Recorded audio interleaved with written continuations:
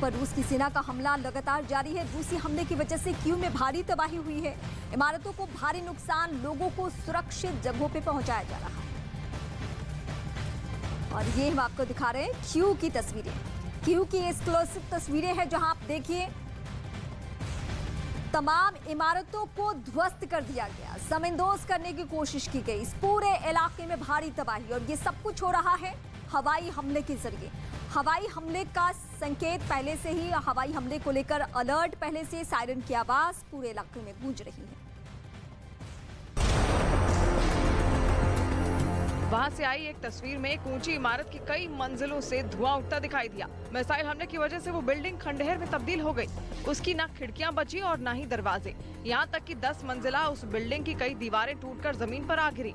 इतना ही नहीं, नीचे खड़ी कुछ गाड़ियां इस हमले में जल गईं, तो कई गाड़ियों के परखच्चे उड़ गए। इमारत में आग लगने के बाद कई लोग उसमें फंस गए, जिन्हें निकालने के लिए राहत और बचाव दल के लोग वहां पर पहुंचे और वहां रेस्क्यू ऑपरेशन चलाया गया।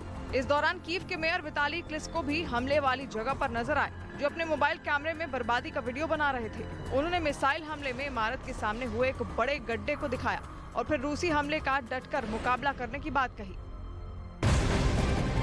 इस वक्त एक और बड़ी खबर, यूक्रेन की रिवनी में मिसाइल से हमला हुआ है। रिवनी में मिसाइल दागी गई है।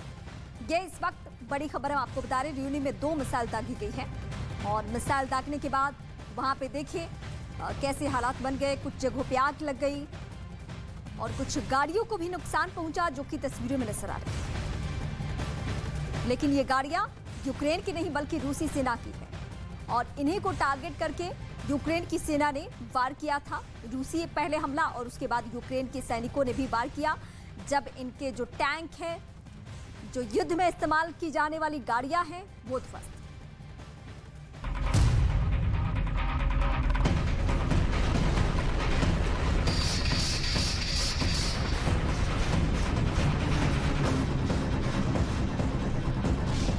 कीव पर रूस की सेना अभी तक कब्जा नहीं कर पाई है और उसकी सबसे बड़ी वजह है यूक्रेन की सेना की रणनीति और हौसला।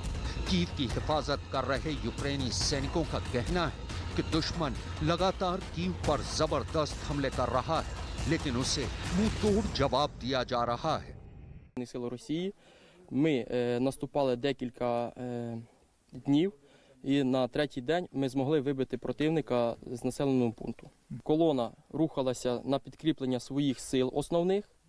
Ми завчасно зайшли до них в тил, замінували позиції їхні. Коли вони рухалися, вони попали в нашу пастку. Вони підірвались на темках.